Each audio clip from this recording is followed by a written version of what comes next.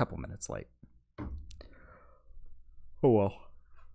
We had to do some discussing not on stream. Yes, this private affairs. Private, since we haven't. No one's really gotten on it all this week. Everybody wanted a break after being together for a full week. Yeah, we were just in Hawaii. Good times, good times. Mm-hmm. It's quite a lovely place, I might add. Yes. Yeah, sleeping with the windows open. Balmy 80 degrees during the day. And then I woke up Friday morning and 2 inches of snow had fallen overnight. I was not very happy. I can tell you that right now.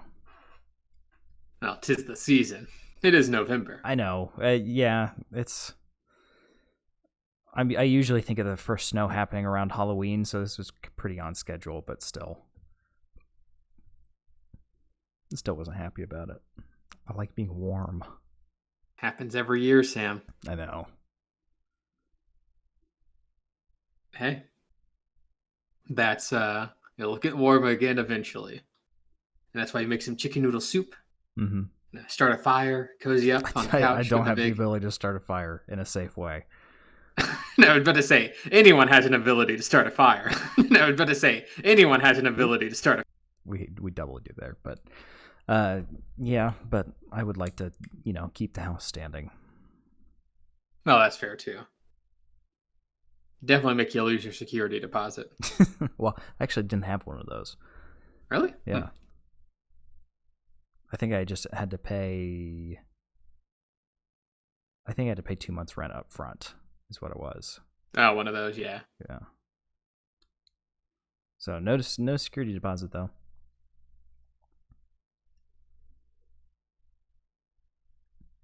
Yeah, well, there we go. Now it's time, now you can start some fires. I'm joking. I'm joking. So how's your week been, Cooper? You done anything fun today? It's been a pretty chill day. Just did some chores, went to the farmer's market. Nice. But overall, it's very low key Sunday. Which honestly, I think I needed. Yeah. Had quite a few busy weekends in October, so you were busy for most of it. So it's nice just sit back, relax, do a little reading, a little cooking. Yeah. I planned to be busy today, and then it looked like I wasn't, and then I actually did. Because I was gonna make eggnog, because I'm making some aged eggnog this year. I'm gonna try that out. Aged eggnog? Yes, so you combine there's like cognac and some brandy, 12 egg yolks, cream, sugar, milk, half and half, and then you let it sit for like 2 weeks minimum. But I'm going to do it now, so it has 2 months, because basically the longer you let it sit, the better it's supposed to get. And the egg yolks last that long? In the fridge. Yeah, well, you're mixing it with alcohol. I guess so. But I forgot I needed fresh nutmeg. I wanted to use fresh nutmeg for this recipe, because it's like, hey, fresh nutmeg tastes a lot different than pre-grated. Just try it. So that's another thing I'm going to have to order tonight, because nowhere carries whole nutmeg. I don't think I've ever seen it in the grocery store. It's usually just I even checked the little Asian grocery store that I like going to, but they're pretty hit or miss with spices. If it's European, chances are they don't have it. If it's Asian, they've got it. Indian, well, makes sense. It's sometimes. But like they've got red curry paste, but they don't have yellow curry paste, which I was sad about. Because I've been really craving me some yellow curry. Yellow curry is good with some potatoes in it. Ooh. Oh, you gotta have potatoes in it. Or make some pumpkin curry. That's good too. I don't think I've ever had pumpkin curry. Pretty good. Might have to do that. It would be pretty seasonal. I know, yeah. But I've got so many. I've got so many recipes to go through, because living somewhere where it's cold all the time, I get excited when I get to use my warm food recipes again. Just gotta be careful you don't scramble the eggnog by accident. Yeah. Well, no, you don't actually cook it. Really? Yep. What? So you just let it sit and then you drink it? Mm-hmm. Huh. Well, I'll be. There's a little note that says if you're really paranoid, you can use pasteurized eggs if you want to, but it's an Alton Brown recipe, so I'm gonna trust him. He's where I've gained probably most of my cooking knowledge, or at least where my love of cooking started.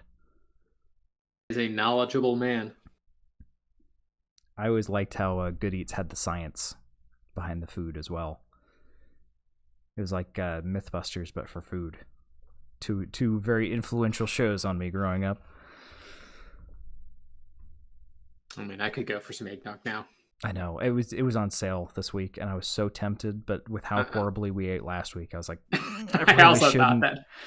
I saw some, and I'm like, I really can't justify this. Also, yeah. it would wreck me. So I was like, I really, really want it, but I ate horribly for a full week. So, and then this week I had my quiche. There's this nice recipe where you make a quiche and you can freeze it for a couple of months and then just pull it out and thaw it and eat it. So that's a nice quick. I don't feel like cooking this next week. I'll just pull this quiche out of the freezer and there you go. There's dinner for next week. So how big is this quiche? It's just a normal pie pan size.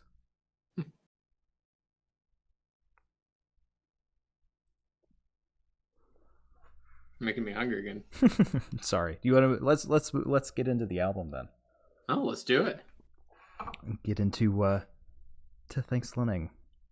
Well, hello. Oh shit! I didn't change the screen at all. Okay, you're gonna have to fill some time for a second while I fix this. I thought I was prepared. We do nothing but fill time. I know.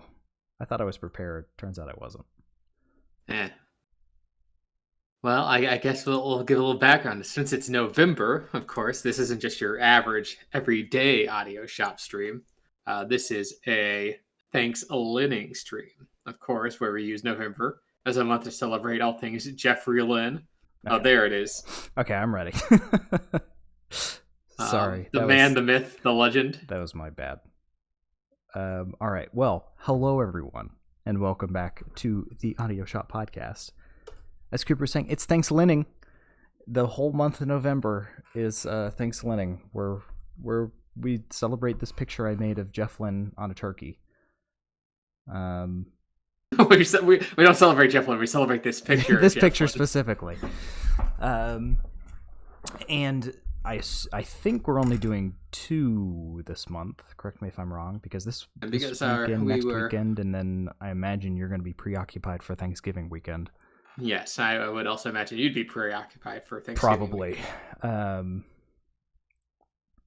But yeah, so we're this Thanks-Lynning, this whole month, well, I guess the next 2 episodes, including this one, we're doing Out of the Blue by Electric Light Orchestra, which I might as well just launch into the history right now, unless you got anything you want to add, Coop. No, give it some background. So Out of the Blue is the 7th studio album by Electric Light Orchestra, released October 28th, 1977. So we just passed its birthday. Written and produced by Jeff Lynne. The double album, it's a double album, I should mention that, is if not close to the most commercially successful record that they've made. As of 2007, it sold 10 million copies. I can say right now, good. At least there's one more after that 2007, because that's when I got it. So 10 million plus one at the least. Jeff Lynne wrote the entire album in 3.5 weeks. That is productive. After a sudden burst of creativity while hidden away in his rented chattel, or chatlet, sorry, in the Swiss Alps. That's the secret. Sorry, chalet. Let's see how many times I can mispronounce that word. And then it only took 2 more months to record it in Munich. Wow, that's a quick turnaround. This is one of their, if not the best-selling album they've ever made, was written in less than a month. Yeah, that's pretty productive right there. Yeah. I mean, Jeff has a history of this kind of stuff, and this is no exception. I mean, we talked about before, Don't Bring Me Down, he wrote in an evening. after he sent all the other band members to the pub with some money because he needed to be alone. But going further, this was the first album to start the spaceship logo theme, with the previous logo from New World's record being the reference. Additionally, on the cover art of the album, there's a heavily influence of 2001: A Space Odyssey.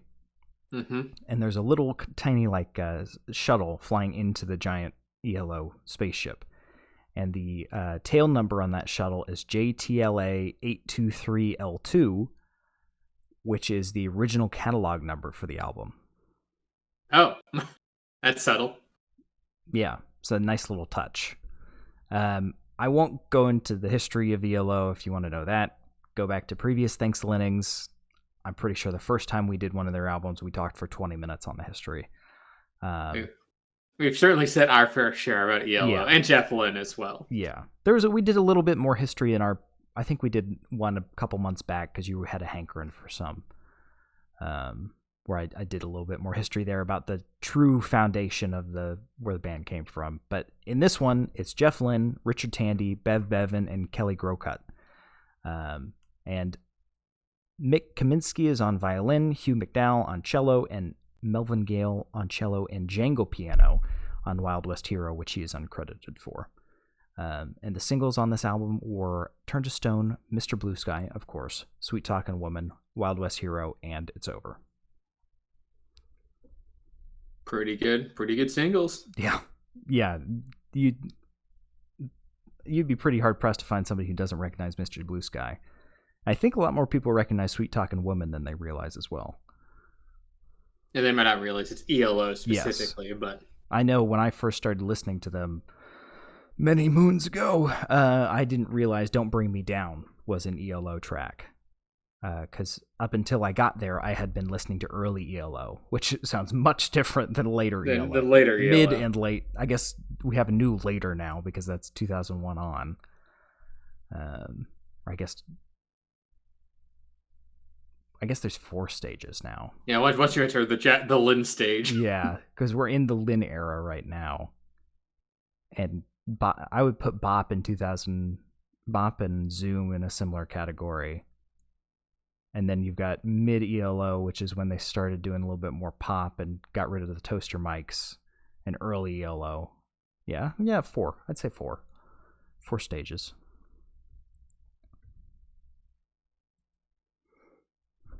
They're an ever-evolving group. That's the background. You got all the big names.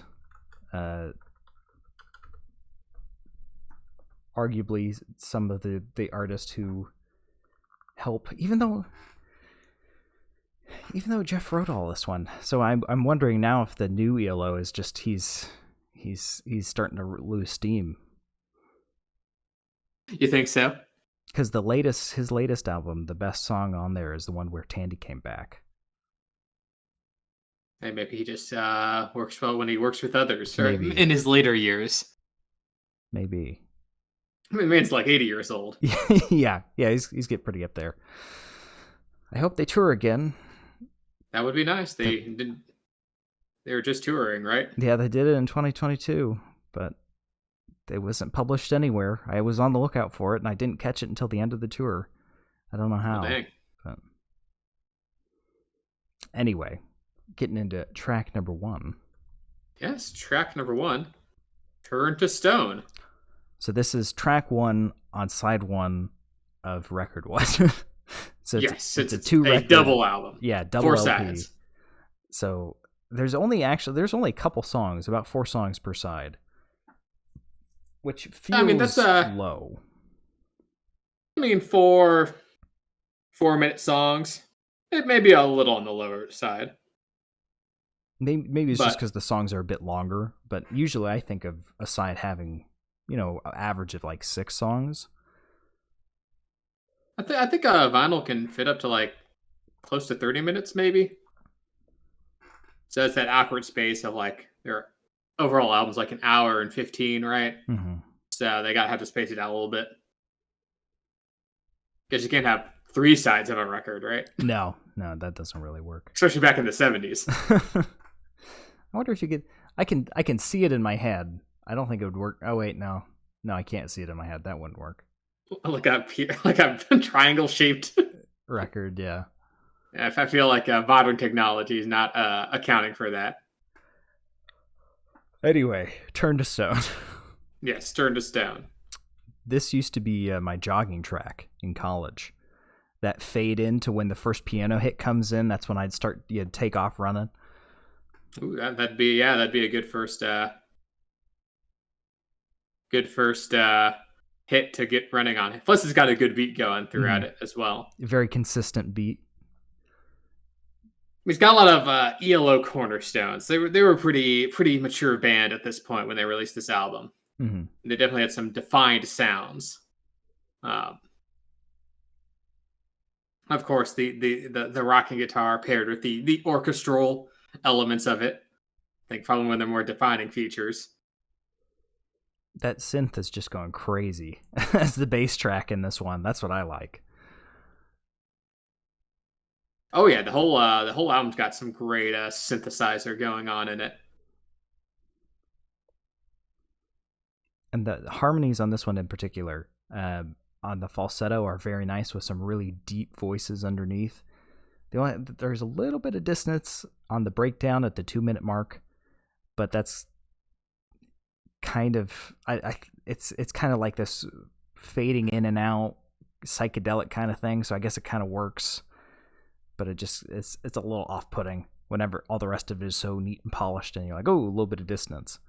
I mean, they also kind of do that. They also even have like kind of a noisy breakdown at the end.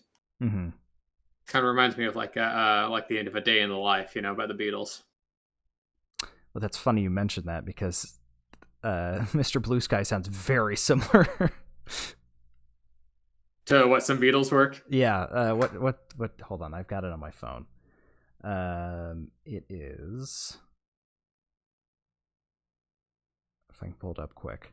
Anyway, while that's loading, you mentioned the violins already, but I really like the violins in this. They're just kind of there. They're not overbearing, just kind of hanging out, adding to the ambiance.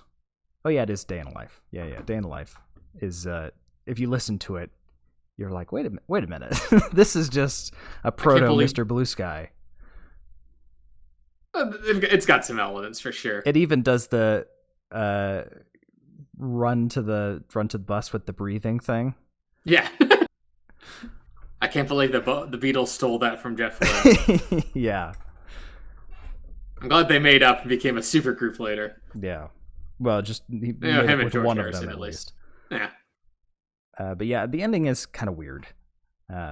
It feels like it builds to something, but that just kind of fades away. I still think overall it's a really confident, catchy first pop song. Mm-hmm. Catchy first hook. Nice vocal melodies. It's good. It's a good song. It's got a lot going on. It's so good. It's a good opener. Mm-hmm. Kind of gives you what ELO is about. Moving on to track number 2, if you're ready. Track number 2, It's Over. Starts with definitively more orchestra. Mm-hmm. Some very plucky acoustic guitar just in the left ear, being offset by vocals leaning more heavily right. But then it busts into a more, I guess, standard rock beat. Mm-hmm. With some lighter, like electrical backing. I mean, everything in this one is really bright. It sounds happy, but the tone is quite dour. Well, I just called It's Over. Yeah, I know, but I'm just saying, like, if you listen to each instrument individually, it sounds pretty happy, but when it all comes together, it's a pretty sad sounding song. Sad in a emotional way, not sad as in bad. And the unless you mean like bad as in Michael Jackson bad. Now they're just which means it's pedantics. But it's got a lovely grand piano solo around the 3-minute mark that kind of helps set the tone even further. Ooh, I really do like that piano solo. Mm-hmm. especially when it's paired with the orchestral backing. Ooh, You just gotta love that when you're given all that synth. You gotta love the little bit of acoustic instruments that you get. it's quite nice. And the harmonies on this one are stacked from way far in the bass up to super high falsetto. It is insane. Oh yeah, the vocal work on this entire album is pretty great. While Jeff still had his upper register. Yeah. Not so much now, but Even has like a little dramatic vocal ending. mm-hmm. I like the ending on this one. It fades pretty quickly, kind of gets out of the way because there's a much higher energy song next. Yes, it's over. Speaking of that, we can go to the next song if you're ready, Sam. Yes. Track number 3, "Sweet Talkin' Woman." The plucky acoustic guitar moves to the right ear now, mixing things up a little bit. Swaps ears. And it even has a what do you say? It even has like a little nice little violin intro that kind of leads and connects the two songs. Mm-hmm. But yes, it is a little more energetic than the last one. Quite a bit more. Really belts out those lyrics too. Much more shouty. But it's such a catchy, good chorus. Yes, especially when those deep doo-wop type vocals come in that pop up every once in a while. It makes me think of the Drifters' "White Christmas." You know what I'm talking about? Yeah, a little bit. It's just a nice little extra variance to throw in there every once in a while. Helps offset some of the more falsetto vocals.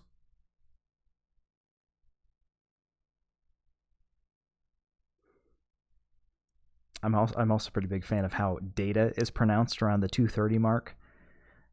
He says data. No, he says insufficient dater. Dater? Yeah. Why is he saying it like that? I don't know, but I really enjoy it. I look forward to that part of the song anytime I listen to it.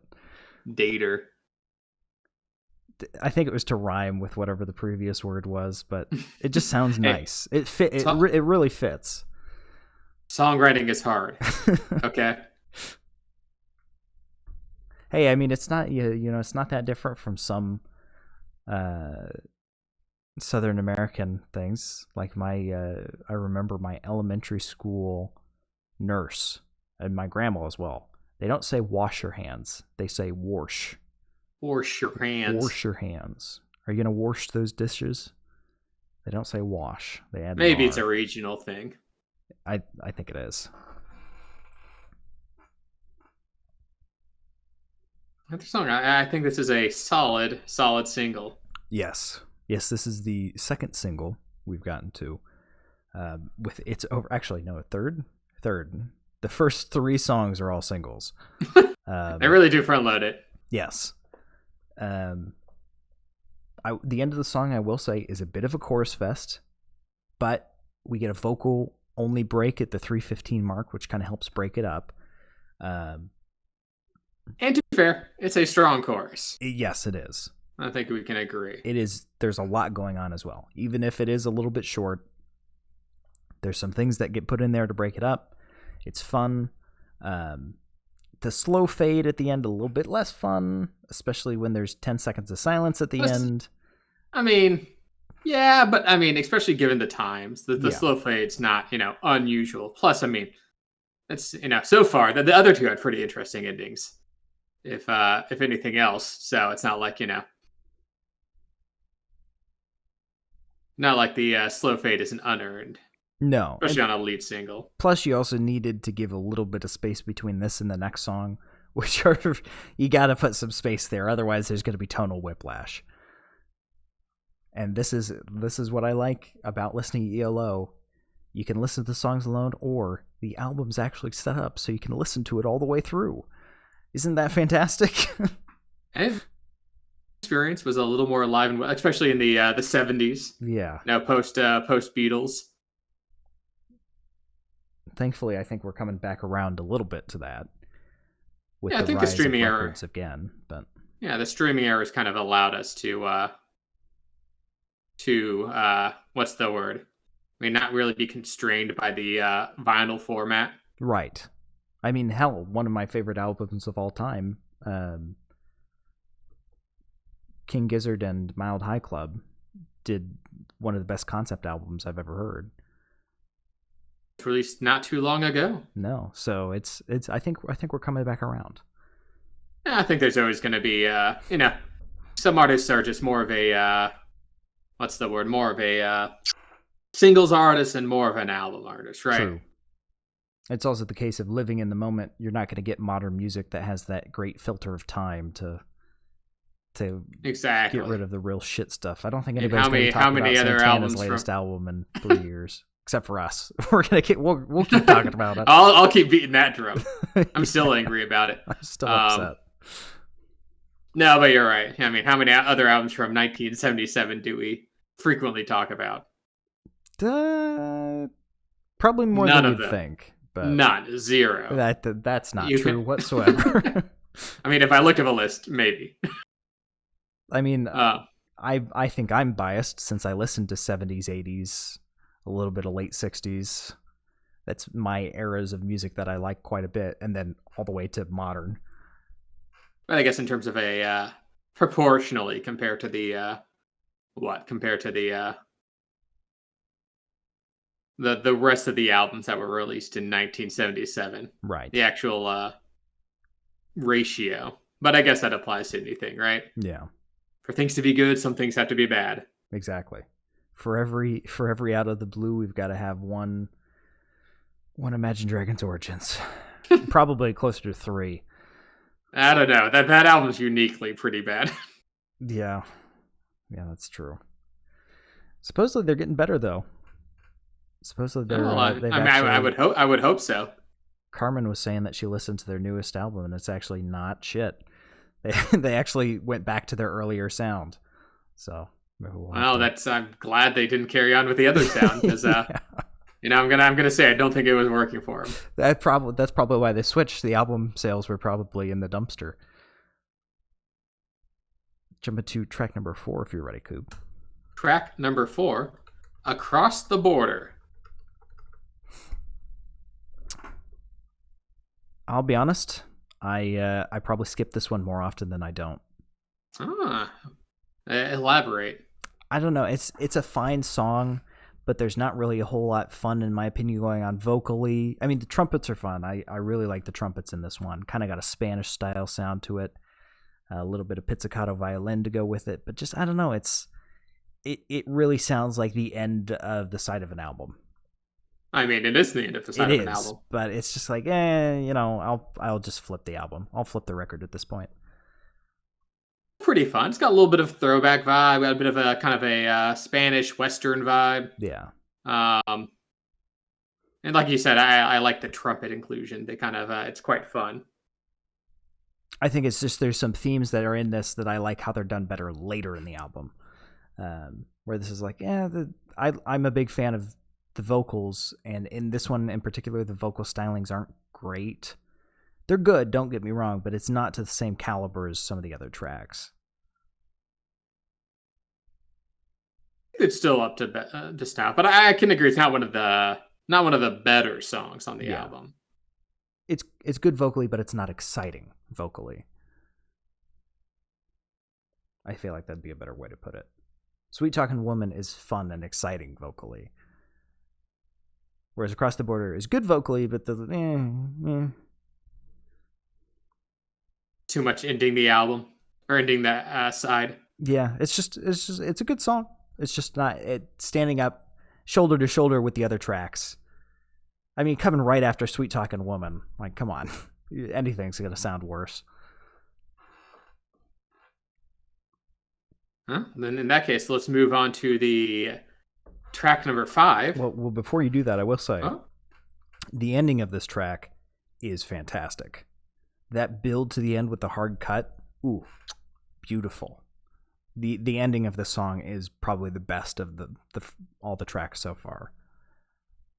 It is a very definitive ending. Very, like you said, end side one where it's like, oh, I want to flip this over, see where this goes. Yeah, I will say the back half of the song I like a lot more than the front half.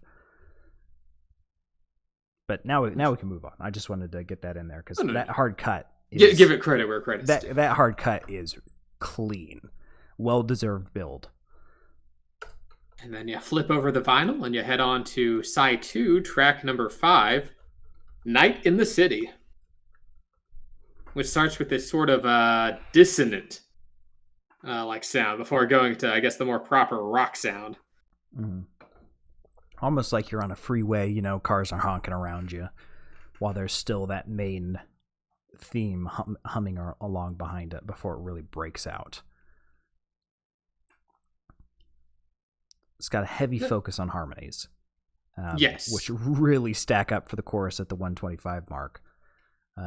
With multiple duplicates of every voice. Not quite as stacked vertically as some of the previous tracks, but a lot more total voices in there. Yeah, I mean, beyond the vocal harmonies, which, you know, of course go well with violins, it's a little more of a, I guess, maybe standard rock song on the instrumental side of things. Mm. But I think the vocals kind of help make up for some of the creativity there. And plus, that chorus is pretty good. That cowbell at the 130 mark is so obvious. That just pops out of the mix and just slamming away. It's like, okay, we get it. You got a cowbell. We get it. I do like how it really builds up those city noises that kind of break after getting too dense. I didn't put the time marker in for this one. But you know what I'm talking about, where it gets really loud and then has the 8-bit kind of Mario dying noise. That's the Pac-Man dying sound effect. Thank you, Sam. It's been a hot second since I played Pac-Man. It's a gamer. And I've played Miss Pac-Man more than Pac-Man because that's my aunt and uncle used to have a Miss Pac-Man arcade cabinet in their garage. Oh. So that was what I played. I haven't played Pac-Man all that much, even though I think it's the same sound. They just slapped a bow on it and called it a different game. Look, hey, whatever they had to do back in the 80s. It actually wasn't Pac-Man. Didn't Pac-Man come after this album? Oh shit! When did this come out? This was 77. Did they invent the Pac-Man sound? Because I'm pretty sure Pac-Man wasn't released until like 81, 82. Pac-Man was first released 1980. Wow. Okay. We'll have to give apologies to Jeff Lynne. This predated Pac-Man. Yeah, 1980 was when the first arcade cabinet was released. So maybe some guy at Namco heard that sound, like, I'm putting that in my video game. See, I knew I was right calling it just a random video game death sound noise rather than specific. It wouldn't even become that till later. Yeah. The more you know. I mean, this was a very popular album. Yeah, I'm sure it's... It peaked at number 2 in the UK, number 4 in the US. Or sorry, number 4 in the UK and US, number 2 in Canada. I forget what it was in Japan. It was 32nd. Ooh, okay, so maybe not super popular in Japan.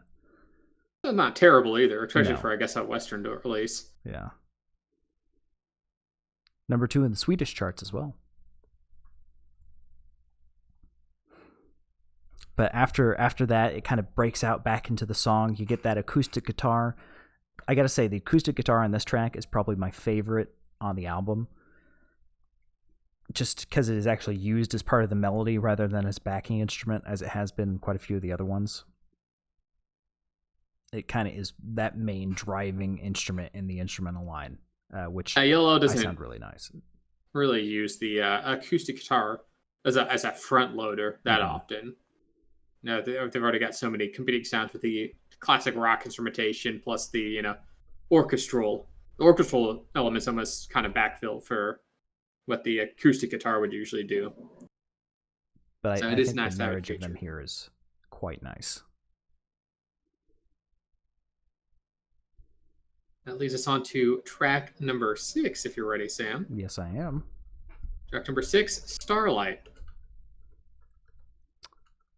Which I always consider part one of the two meme songs, in my opinion, of the album. Is this a meme song? I know what you mean. I know what the other meme song is. That one I agree. It's not really, but in my mind, I always lump them together.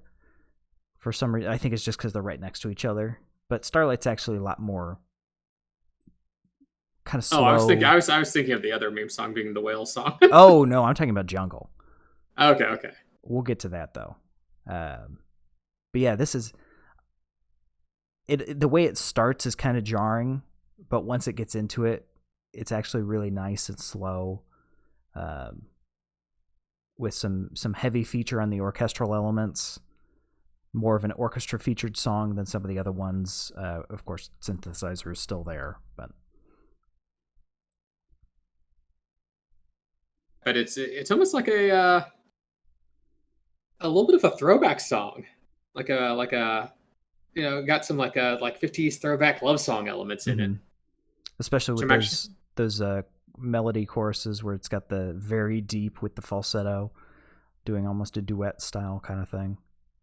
I'm not always a fan of Jeff's forays into his childhood or past or what have you. Sometimes his sock hop songs are a little grating, for my opinion. But I think it works quite well on this one.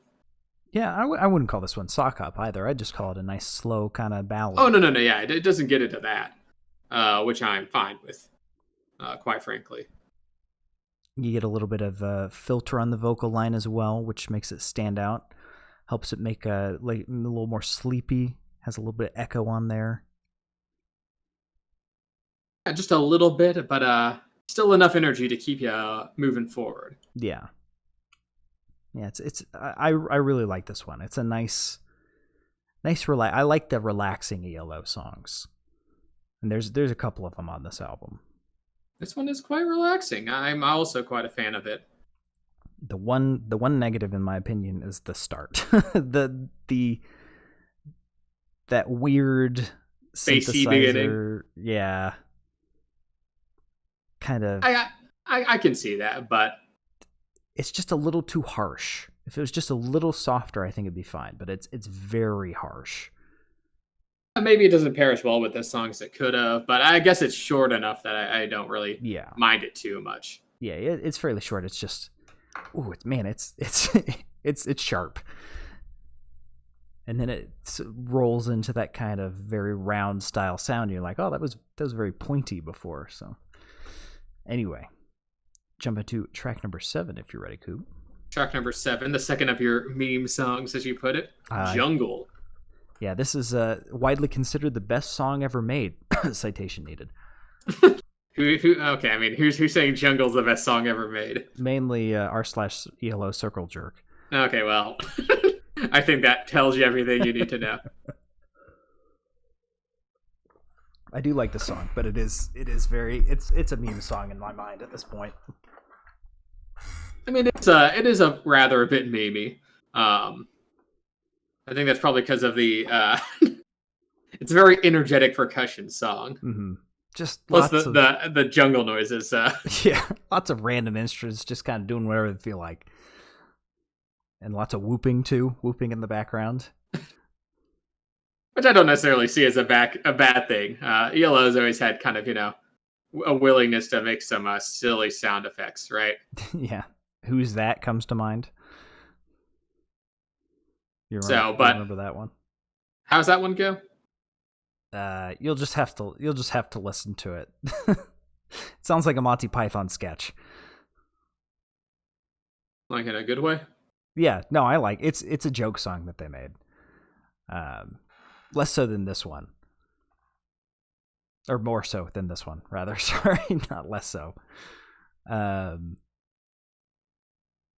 yeah, the story of this song is basically there's a dude wandering in the jungle in the middle of the night, and he comes across a clearing where there's just a shit ton of animals singing, and then a lion invites him to join.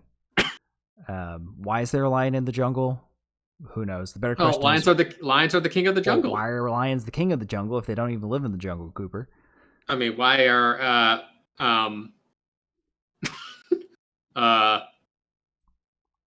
That's what uh shut up. I thought. But it's a fun song. Oh yeah. But God, is there just so much going on at every single moment? It's kind of got like a jug band kind of feel to it. You can kind of see that. All that's missing is the jug. Or a washboard. I guess it even kind of does have a washboard going. Yeah, it does. That's what I'm saying. All So, that's missing is the jug. You ever seen Tarzan? It's like that scene in Tarzan where all the monkeys come. With all the monkeys coming to the camp. And then Roxanne sings that song. I do like that part of it. It is pretty funny. Yeah. So if you've never heard the song, just think of that scene from Tarzan. That's basically what this is. Yeah, so a little bit of a Mimi song. Yeah, I admit, but it's fun. It is fun, and it's got that cool spoken word breakdown of the chorus at the end with the weird wobbly effect on the rest of the chorus and the alarm clock ringing. It's weird, but it sticks with you.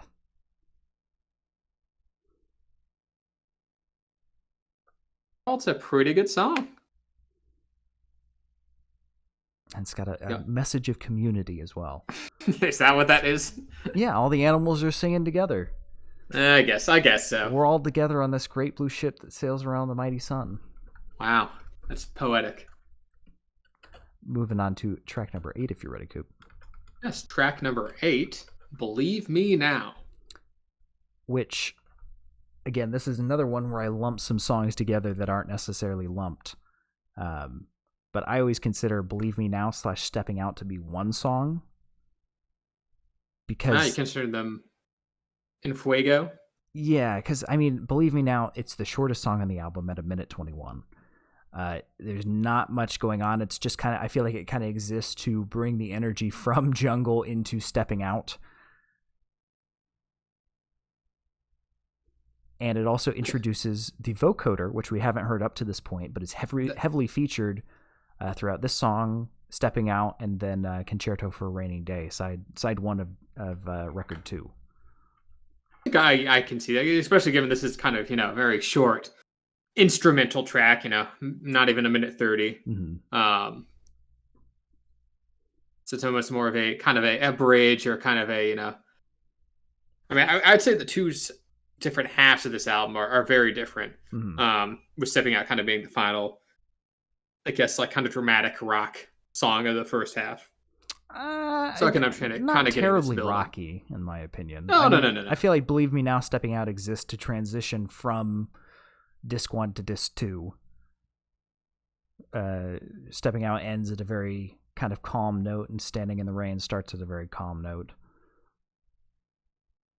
Oh, and I agree that it's a pretty good ending song for the first half of the album. But let's get on to Stepping Out then. If we're just kind of starting to talk about it. Okay, yeah. We'll get into track number 9, Stepping Out. Since there's not really, I mean, Believe Me Now is really just kind of a prelude to Stepping Out. It's like Foreplay / Long Time by Boston. You could listen to them separate. They are. But why would you? But why would you? There's a little bit of transition now. If you're going to listen to Stepping Out, just add Believe Me Now before it. It enhances the experience. And I do quite like this song as kind of the dramatic ender here. Yeah, I'll be interested to see how many times I've listened to this year, because oftentimes I come to this album and I'll listen to Believe Me Now, Stepping Out, and then if I'm in the mood, I'll jump down to Wild West Hero. But Stepping Out is such a nice, just kind of relaxing. It's even slower than Starlight. It's got some nice soft vocals and violins before building up to a big hit where it kind of breaks out around the 1 minute mark, but it's still calm.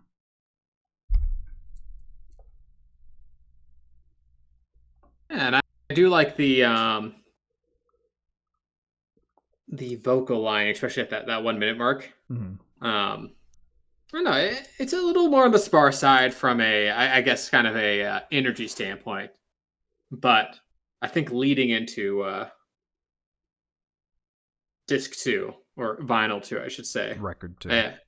Record 2, yes. I think it's quite appropriate. Yeah. It's grand but relaxing.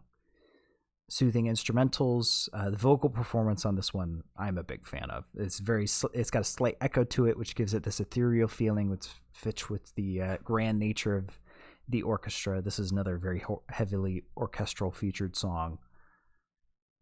It's just it's nice. Nice. And it ends out the first half of our review of this album. Yeah. Gives it's hard to step, because while we are changing records here, there is still that rollover that wants to happen.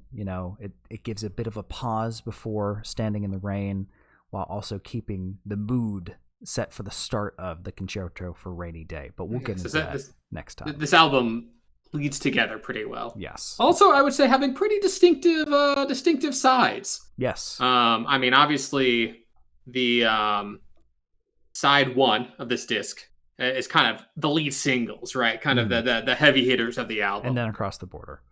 And, mostly lead singles. And then you have side 2 here, which is a lot more, a little more relaxing. Starlight, Believe Me Now, Stepping Out. Jungle is a bit of an exception there. Yeah, Jungle's kind of the sore thumb there. I'm not going to say that it exactly follows the trend here, but there's overall trends. It's the hold on tight to your dreams of time.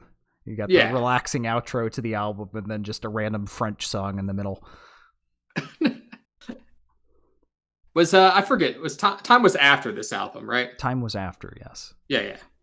Time was 81, I believe. Okay, so I mean, this isn't like a full blown concept album, in like the vein of Time, but you can definitely get the sense of okay, this is album flow was important in the crafting of this. Yeah, they weren't just throwing things together. We had which I will say it will become very apparent on side 3 of this album, which we'll be reviewing next time. Mm-hmm.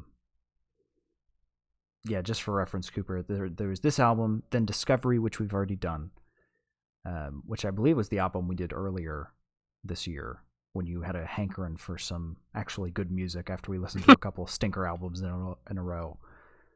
And then it was Xanadu, and then 4 Light Years, which is a box set, so that doesn't really count. And then Time, and Time was 81. I was right. I know my stuff. Oh, there you go. So that's the end of the first record. We generally don't do favorites, least favorites in the halfway point, because it's better to look at the album as a whole. But what are you feeling, Coop? What if you just had to pick off the top of your head, what do you like on this first half, and what do you? So the top of my head, yeah. I'd probably have to give it to. That's kind of tough, actually. There's a lot of good songs. There are a lot of good songs in the first half of this album. I mean, in terms of the ones that I always kind of forget about, but that's kind of surprised me. If Starlight, I'm always kind of surprised how much I like it every time I get to it. And of course, all the singles on the first side are pretty fantastic as well. So I don't know, maybe Starlight. It's kind of the one I'm feeling right now. Yeah, that for a good long while, that was the one I visited the album for every time. I would just skip straight there. I was like, I just want to listen to this song. What about least favorite? What are you thinking there? I don't know, maybe Across the Border. I agree. If I had to choose one, not the bad song by any means. It's just of the songs, it's the weakest. So yeah, it's probably the most forgettable. It's probably the best term you can use there. I have to stand up for Believe Me Now / Stepping Out. I think that experience, I've had a long day at work. I just want to relax a little bit on the drive home. Put that on. It always puts me in a better mood. I'm a big proponent of that. So, but honestly, you can't go wrong with basically any song on the start of this album. It's just so good. There's a reason it's their best-selling album of all time. It's a solidly crafted album. Amazed that Jeff was able to crank this out in like 3 months. No, 3 weeks, Cooper. 3 weeks. Oh, well, then they recorded it, right? Yeah, recorded it in 2 months. Okay, so yeah, about 3 months. Yeah, Still, from conception to completion. That's pretty insane.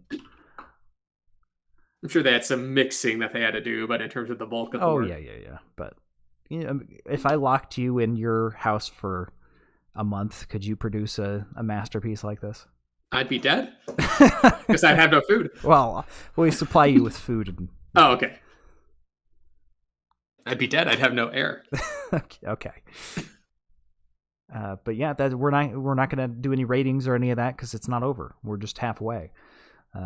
This album is just a little bit too long to go through the whole 9 yards together. So now we're gonna roll on over to the spare tire. Unless you got anything else to add, Coop. Oh no, I think that's good. So spare tire is just whatever else we've been listening to. And why don't you go first, Cooper? Because I'm sure you've got 17 million different things. Because it's been a while. It's been a little bit since we. Oh yeah, I guess. Well, didn't we? It hasn't been. Well, I guess. What was the last one before this? It was J Boog. J Boog. Before we went to Hawaii. That's true, but I also wasn't listening to too much music while we were in Hawaii. That's true. So I mean, a couple. I've listened to a little bit of Bob Marley. I listened to the new King Gizzard album. I keep meaning to do that, but I keep forgetting. To be fair, they released like 3 albums. I know. I'm 3 behind at this point. I think I saw an ad the other day for their new album that's coming out too. They have so many new albums. I listened to a Natalie DeFocati album, which was quite good. I actually really enjoyed that one. It's like a Latin American artist. And a Duval Timothy album just released this week, actually. And I'm a big fan of his piano work. What about you, Sam? You listen to anything interesting? I have gotten back on the Mystery Skulls horse. I had missed Back to Life when I was doing my listens through before. I need to sit down and go oldest to newest. I was kind of skipping around, so I missed a bunch. But man, that got me back in the mood hard. It's a fantastic album. It's not like we did his newest one, Beam Me Up, which was kind of a oh shoot, who's that popular artist who has electronic falsetto? Was very like popular. Yes, The Weeknd. Beam Me Up was kind of more that. He went more falsetto, which I'm not really a fan of his falsetto style. But that 2019 album, what was it called again? Back to Life, was very classic Mystery Skulls.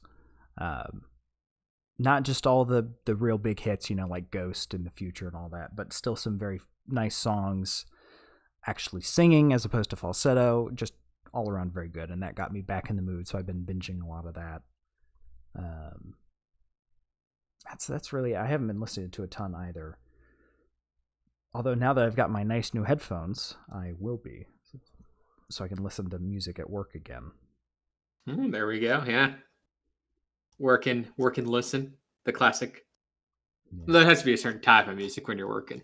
Something you can chill out to. It can be anything. If I'm really in the zone, I have my organ concerto playlist. If I put that on, I'm dead to the world. You're in the zone. Yeah, that is I need to get this done yesterday. I will not get up until it is done.